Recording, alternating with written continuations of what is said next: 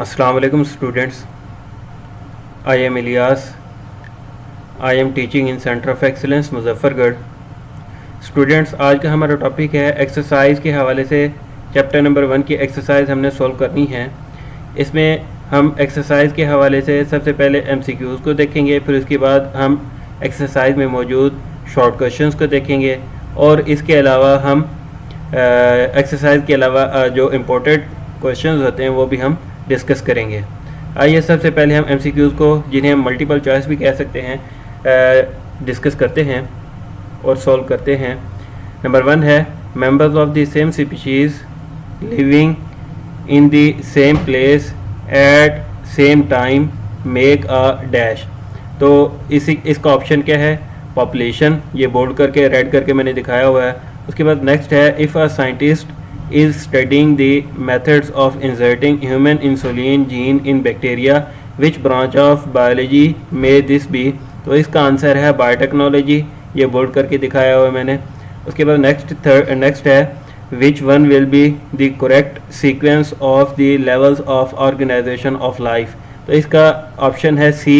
यहाँ पर आप देख सकते हैं सबसे पहले मॉलिक्यूल, फिर उसके बाद ऑर्गेनेली, उसके बाद सेल, फिर टिश्यू और फिर उसके बाद ऑर्गन। नेक्स्ट है ऑर्गन सिस्टम और फिर लास्ट वन क्या है? इसका ऑप्शन इंडिविजुअल।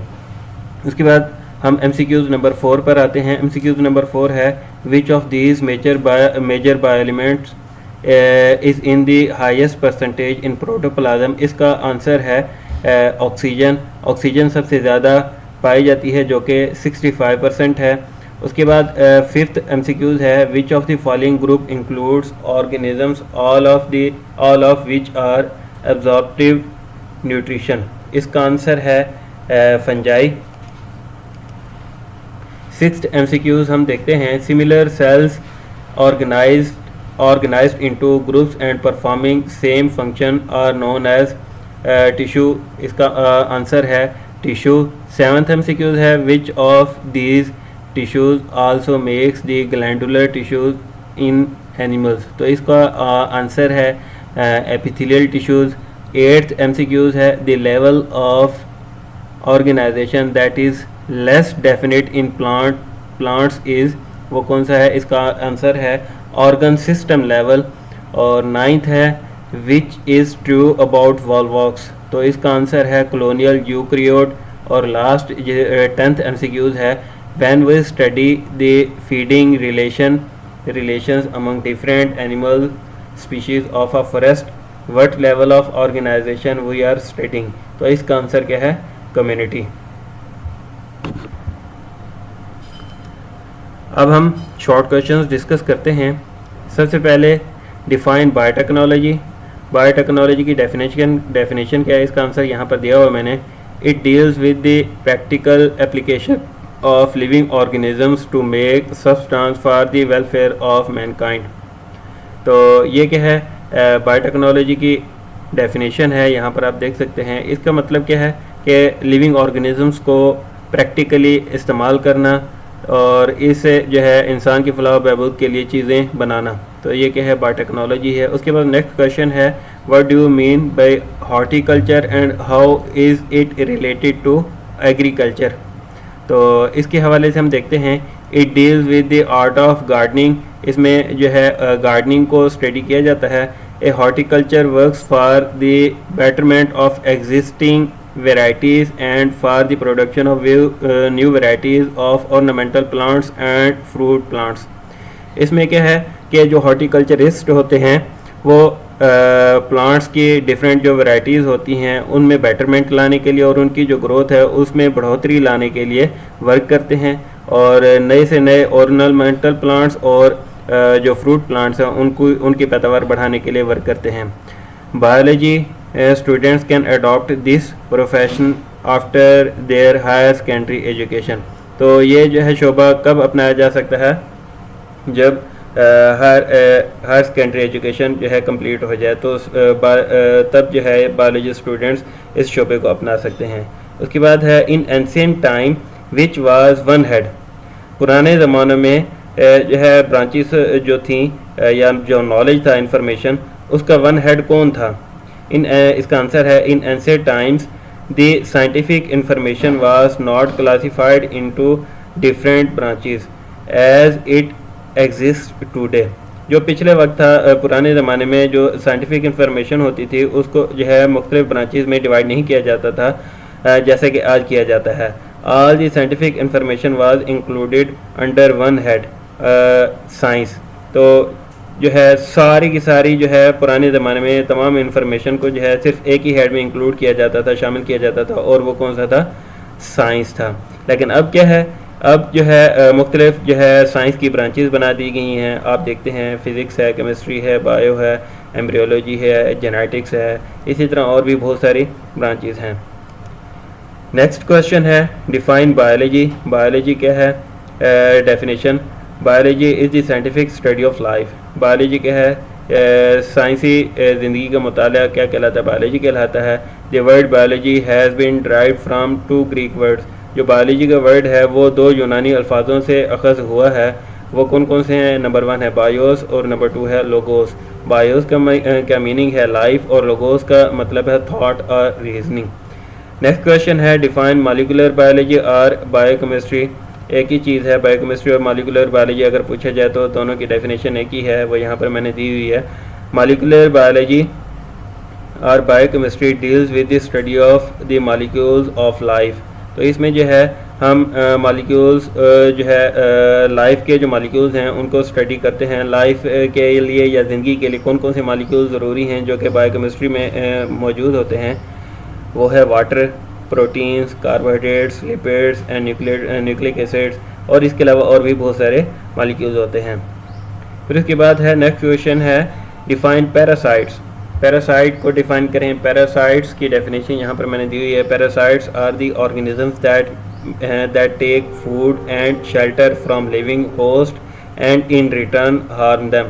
पैरासाइट एक ऐसा जानदार होता है जो एक होस्ट में रहता है, उससे खुराक हासिल करता है और उसको नुकसान, और उसके बदले में क्या पहुंचाता है? उसको नुकसान पहुंचाता है। फिर उसके बाद क्वेश्चन है next, what are the major biological issues today.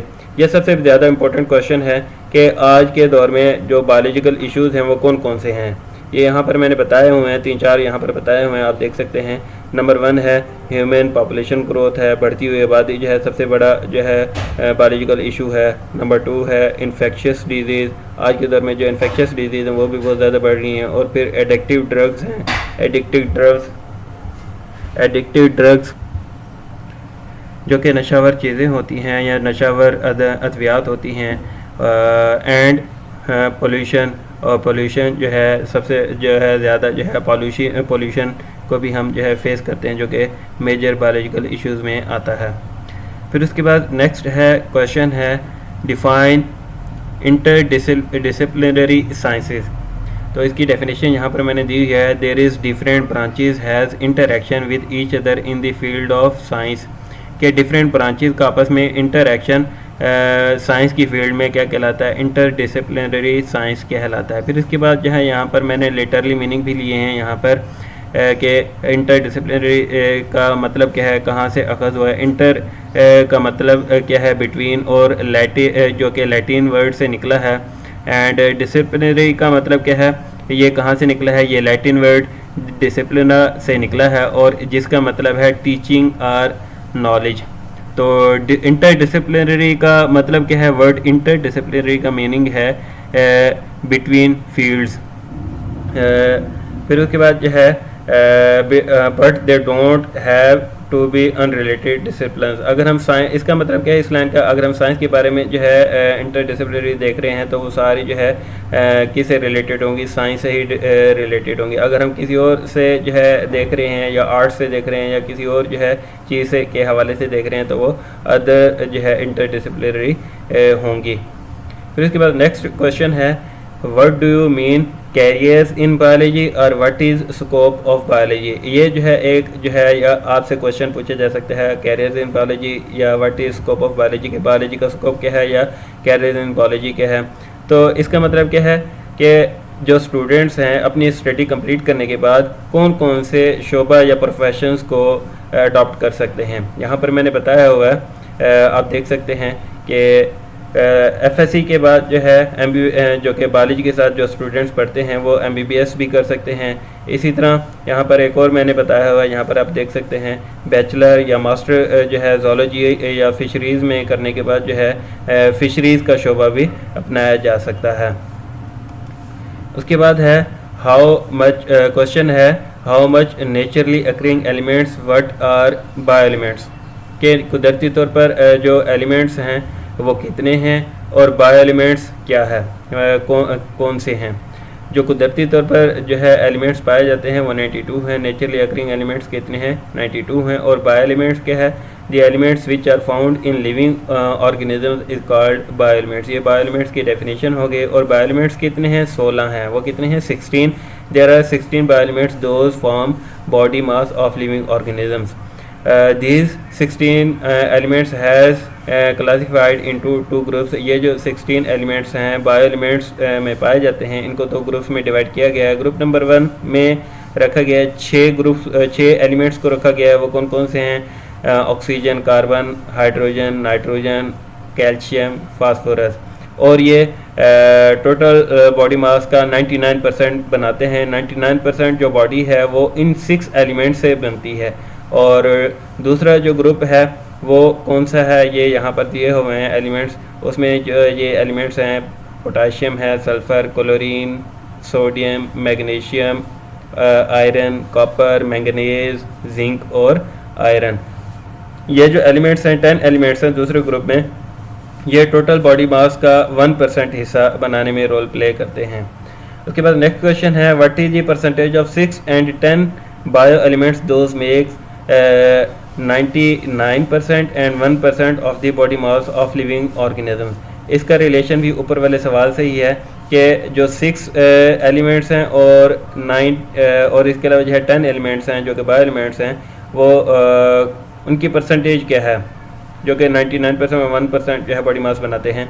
इसका आंसर ये है कि जो 6 एलिमेंट्स हैं उनकी परसेंटेज यहाँ पर मैंने बताई हुई, आप देख सकते हैं। ऑक्सीजन जो है 65% है और कार्बन 18%, हाइड्रोजन 10%, नाइट्रोजन 3%, कैल्शियम जो है यहाँ पर 2% होता है। और नेक्स्ट जो है फास्फोरस जो है 1% है।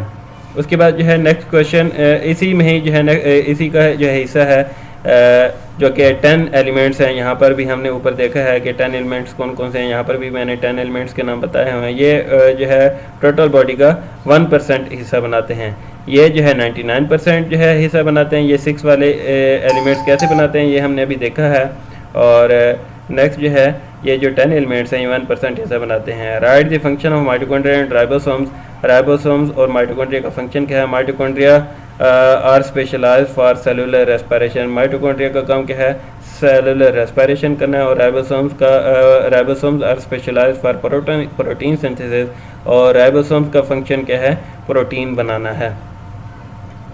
उसके बाद है next question what are the names of parts of digestive system.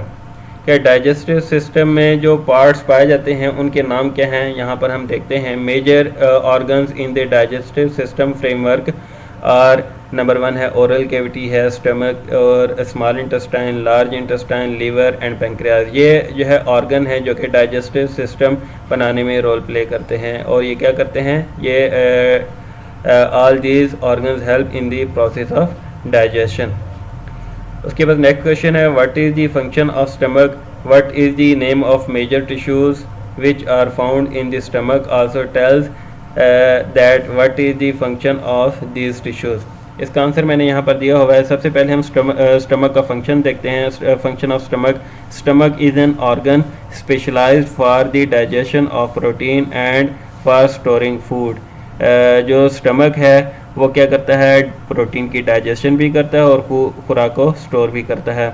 और फिर नेक्स्ट है मेजर टिश्यूज़ कौन कौन से स्टमक में पाए जाते हैं। Two major types of tissues are present in its structure.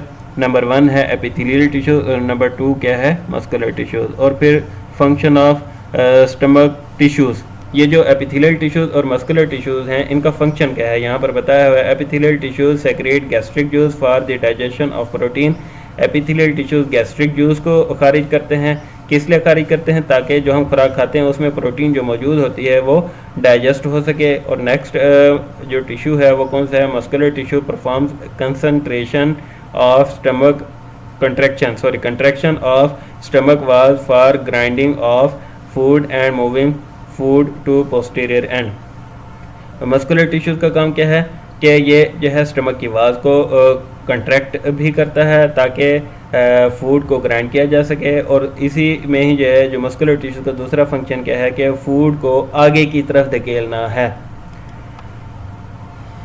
Next है क्वेश्चन, डिफाइन मॉलिक्यूल या जो है biomolecule, organelle, cell, tissue, organ system, individual और organisms, population, species, habitat, community, biosphere.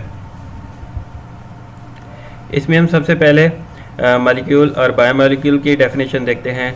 This stable particle found by ionic और covalent bonding is called molecule और biomolecule. फिर उसके बाद नेक्स्ट डेफिनेशन है ऑर्गेनेली की। ऑर्गेनेली क्या है, when biomolecules assemble in a particular way then form organelles. जब बायोमॉलिक्यूल्स इकट्ठे होते हैं, असेंबल का मतलब है इकट्ठे होना, जमा होना एक ख़ास तरीके से, तो वो क्या बनता है, उससे क्या बनता है, बायोमॉलिक्यूल्स के इकट्ठे होने से क्या बनता है, ऑर्गेनेली बनता है। सेल कैसे बनता है, the organelles are actually sub cellular structures and when organelles assemble together unit of life cells are formed. जब जो ऑर्गेनेलीज हैं वो सब सेलुलर स्ट्रक्चर हैं, और जब ये ऑर्गेनेलीज जो है इकट्ठे होते हैं तो यूनिट ऑफ लाइफ जो है, जिसे यूनिट ऑफ लाइफ जिसे सेल कहा जाता है, सेल बनता है, वो ही सेल बन जाता है। यूनिट जो आपसे पूछा जा सकता है, एमसीक्यूज में आ सकता है कि what is the unit of life, तो आप बताएंगे क्या है, सेल जो है यूनिट ऑफ लाइफ है। फिर इसके बाद टिश्यू की definition, group of similar cells those are located at the same place and performing similar function. तो इसे क्या कहते हैं, टिश्यू कहते हैं। ग्रुप ऑफ सेल्स का जो है ग्रुप ऑफ सेल्स जो है जो कि एक ही जगह पर पाया जाए और सेम फंक्शन जो है या एक ही जगह पर पाया जाए और एक जैसा फंक्शन परफॉर्म करते हैं, उसे क्या कहते हैं, टिश्यू कहते हैं। ऑर्गन क्या है, in higher multicellular organisms more than one type of tissues having related functions are organized together and make a unit called organ। तो मल्टीसेलुलर ऑर्गेनिजम्स में एक से ज़्यादा किस्म के जो टिश्यूज़ हैं उनमें जो है रिलेटेड फंक्शन पाया जाता है और वो ऑर्गेनाइज होते हैं एक दूसरे के साथ। उनके ऑर्गेनाइज होने से जो है क्या बनता है, एक यूनिट बनता है। तो उसे क्या कहते हैं, उस यूनिट को क्या कहा जाता है, ऑर्गन कहा जाता है। ऑर्गेनाइज का मतलब क्या है, तरतीब पा जाते हैं, एक अरेंजमेंट में आ जाते हैं। ऑर्गन सिस्टम में डेफिनेशन क्या है, different organs performing related functions are organized together in the form of an organ system. जब डिफरेंट ऑर्गन्स जो है रिलेटेड फंक्शन परफॉर्म करें और ऑर्गेनाइज हो जाएं एक दूसरे के साथ, उसकी वजह से क्या बनता है, ऑर्गन सिस्टम बनता है। फिर उसके बाद जो है इंडिविजुअल और ऑर्गन सिस्टम जो है, इसकी जो है इंडिविजुअल और ऑर्गेनिज्म की डेफिनेशन दी हुई है। इंडिविजुअल ऑर्गेनिज्म की डेफिनेशन में क्या है, different organs and organ systems are organized together to form an individual और ऑर्गेनिज्म। जब डिफरेंट ऑर्गन्स और ऑर्गन सिस्टम जो है एक दूसरे के साथ जो है ऑर्गेनाइज होते हैं या तरतीब पाते हैं, तो क्या बनता है, इंडिविजुअल या ऑर्गेनिज्म बनता है।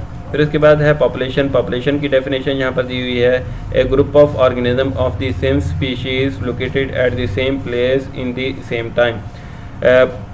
जानवरों का वो मजमूआ जो सेम स्पीशीज़ के जानवरों का वो मजमूआ जो एक ही जगह पर एक ही वक्त में पाया जाए, उसे क्या कहते हैं, पॉपुलेशन कहते हैं। उसके बाद स्पीशीज़ की definition, A group of organism capable of interbreeding and producing fertile offspring. जानवरों का वो मजमूआ जिसमें ये सलाहियत हो कि वो इंटरब्रीड कर सकें और फर्टाइल ऑफस्प्रिंग पैदा कर सकें, तो उसे क्या कहते हैं, स्पीशीज़ कहा जाता है। फर्टाइल का मतलब क्या है कि ऐसे जानदार ऐसे जो है ऐसा जानदार जो ऐसे जो है जानदार पैदा कर सके जो वो अपनी भी नस्ल को आगे बढ़ा सके। फर्टाइल का मतलब हम क्या लेंगे कि वो नस्ल बढ़ाना, आगे नस्ल कशी कर सकें। फिर उसके बाद है हैबिटेट। हैबिटेट का मतलब क्या होता है हमें पता है, जहाँ पर कोई भी जानदार रहता है तो उसे उसकी हैबिटेट कहा जाता है। Habitat means the area of the environment in which organisms live. किसी भी एनवायरनमेंट का वो इलाका जहाँ पर एक जानदार रहता है उसे क्या कहते हैं, हैबिटेट कहा जाता है। उसके बाद है कम्युनिटी। कम्युनिटी की डेफिनेशन क्या है कि community is an assemblage of different populations interacting with one another within the same environment। जब मुख्तलिफ तरह की स्पीशीज़ जो है इकट्ठी हों और इंटरेक्ट करें एक दूसरे के साथ कहाँ पर, सेम एनवायरनमेंट में, तो उसे कहते हैं कम्युनिटी।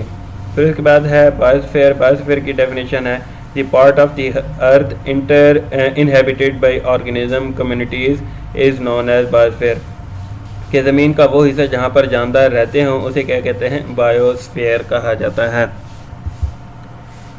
उसके बाद नेक्स्ट क्वेश्चन है what do you know about the types of community. के कम्युनिटी की टाइप्स कौन कौन सी हैं। सिंपल कम्प्लेक्स कम्युनिटी और सिंपल कम्युनिटी। कम्प्लेक्स कम्युनिटी और सिंपल कम्युनिटी की यहाँ पर एग्जांपल्स भी दी हुई हैं। कम्प्लेक्स कम्युनिटीज़ के हवाले से a forest community and a pound community, ये दोनों किसकी एग्जांपल्स हैं, कम्प्लेक्स कम्युनिटी की। और सिंपल कम्युनिटी की डेफिनेशन क्या है, a fallen log with various population under it. कि इसका मतलब क्या है कि एक दरख्त गिरा हुआ है और उसके नीचे जो है बहुत सारी स्पीशीज़ मौजूद हैं मुख्तलिफ़ किस्म की, तो इसे क्या कहते हैं, ये क्या है, सिंपल कम्युनिटी की एग्जांपल है। In a simple community a number and size of population is limited. कि सिंपल पॉपुलेशन के हवाले से क्या है कि इसमें कम्युनिटी की तादाद और जो है सिंपल कम्युनिटी में जो है नंबर और साइज़ ऑफ पॉपुलेशन जो है क्या होती है, वो लिमिटेड होती है। फिर दोबारा बता देता हूँ कि सिंपल कम्युनिटी में पॉपुलेशन की तादाद और साइज़ क्या होती है, लिमिटेड होती है। किसकी तादाद और साइज़ लिमिटेड होती है, पॉपुलेशन की। फिर उसके बाद नेक्स्ट क्वेश्चन है what is the scientific name of mustard plant and frog. के साइंटिफिक जो है नेम फ्रॉग का और मस्टर्ड प्लांट का कौन कौन सा है, यहाँ पर हम देख सकते हैं। ब्रासिका कैम्पेस्ट्रिस, ये किसका जो है साइंटिफिक नेम है, मस्टर्ड प्लांट का। और फ्रॉग का जो साइंटिफिक नेम है वो क्या है, राना टिग्रीना। फिर उसके बाद नेक्स्ट क्वेश्चन है when mustard plant is sown and when it produces seeds. के जो मस्टर्ड प्लांट है, सरसों का प्लांट है, वो कब बोया जाता है और वो बीज कब पैदा करता है। तो यहाँ पर जो है 2 पॉइंट्स हैं। Mustard plant is sown in winter के जो मस्टर्ड प्लांट है उसे कब बोया जाता है, विंटर में बोया जाता है। And it produces seeds at the end of winter, के ये सीड्स कब प्रोड्यूस करता है, जब विंटर ख़त्म हो रहा हो, मतलब विंटर के एंड में। विंटर जो है सर्दियों को कहा जाता है। फिर उसके बाद है क्वेश्चन है what are reproductive and non reproductive parts of plants. ये जो प्लांट्स हैं उसके रिप्रोडक्टिव और नॉन रिप्रोडक्टिव पार्ट्स कौन कौन से होते हैं, यहाँ पर आंसर दिया हुआ है। नॉन रिप्रोडक्टिव पार्ट्स जो है रूट है, स्टेम है, ब्रांचेस है और लीव्स हैं। और इसी तरह जो है अगर हम जो है सरसों के हवाले से देखें तो सरसों का जो प्लांट है वो जो है वेजिटेटिव ऑर्गन भी है। और इसके अलावा जो है which do not take part in the sexual reproduction of the plant. तो ये जो है बहुत सारे प्लांट्स ऐसे हैं जिनके जो है ब्रांचेस, लीव्स और स्टेम और रूट्स वगैरह जो है वेजिटेटिव ऑर्गन के तौर पर भी जो है यूज़ होते हैं। और इसके अलावा जो है ये जो है नॉन सेक्शुअल जो है सेक्शुअल रिप्रोडक्शन में भी रोल प्ले नहीं करते। उसके बाद जो है रिप्रोडक्टिव पार्ट कौन सा है प्लांट्स का, फ्लावर। फ्लावर क्या है, ये सेक्शुअल या रिप्रोडक्टिव पार्ट है। reproductive flowers are reproductive parts of the plants because they take part in sexual reproduction and produces fruits and seeds। जो फ्लावर है वो जो है रिप्रोडक्टिव पार्ट है। क्यों, इसकी वजह क्या है, क्योंकि ये सेक्सुअल रिप्रोडक्शन में हिस्सा लेता है, टेक पार्ट करता है। और इससे क्या होगा, फ्रूट भी बनते हैं और सीड्स भी बनते हैं। फिर उसके बाद क्वेश्चन है which type of cellular organization is found in frog, mustard plant and human। के सेलुलर ऑर्गेनाइजेशन की कौन सी टाइप जो है फ्रॉग में मस्टर्ड प्लांट में और ह्यूमन में पाई जाती है। तो इनमें जो है सब में जो है मल्टी सेलुलर ऑर्गेनाइजेशन जो है पाई जाती है। फिर उसके बाद है what are unicellular organisms, colonial organization and multi cellular organization. तो यहाँ पर जो है हम आंसर देखते हैं। सबसे पहले जो है यूनिसेलुलर ऑर्गेनिजम्स के हवाले से देखते हैं। Unicellular, in unicellular organisms only one cell makes the life of an organism. इसमें जो है सिर्फ एक ही सेल होता है जो एक जानदार की जो है ज़िंदगी बनाता है। All the activities are carried out by only the cell. इसमें जो है सिर्फ एक ही सेल होता है जो कि एक ही सेल होता है जो कि पूरा एक जानदार कहलाता है। और इसकी एग्जांपल हम देखते हैं, अमीबा है, पैरामीशियम है और यूग्लिना है। कॉलोनियल ऑर्गेनाइजेशन क्या है? In colonial type of cellular organization many unicellular organisms live together but do not have any division of labour among them. कि इसमें जो है बहुत सारे यूनिसेलुलर ऑर्गेनिज्म मौजूद होते हैं। और फिर उसके बाद है each unicellular organism in a colony lives its own life and does not depend on other cells for its vital requirements. कि इसमें जितने भी जानदार होते हैं जो कि यूनिसेलुलर जानदार होते हैं वो कॉलोनीज़ की शक्ल में मौजूद होते हैं। वो अपने हर जानदार जो है, हर एक जानदार अपनी ज़िंदगी खुद जी रहा होता है, वो किसी दूसरे पर डिपेंड नहीं कर रहा होता। किस चीज़ के लिए दूसरे पर डिपेंड नहीं करता? Vital requirements. अब वाइटल रिक्वायरमेंट्स का मतलब क्या है कि खुराक वगैरह का हासिल करना। खुराक वगैरह के हासिल करने के लिए, एनर्जी के लिए, ज़िंदा रहने के लिए जितनी भी ज़रूरियात ज़िंदगी की चीज़ें होती हैं वो किसी दूसरे पर डिपेंड नहीं करता, वो खुद ही हासिल करता है या बनाता है। इसमें हम देखते हैं वॉल्वॉक्स। वॉल्वॉक्स के हवाले से जो है, वॉल्वॉक्स इसके कॉलोनियल ऑर्गेनाइजेशन की जो है बहुत बड़ी एग्जांपल ली जाती है।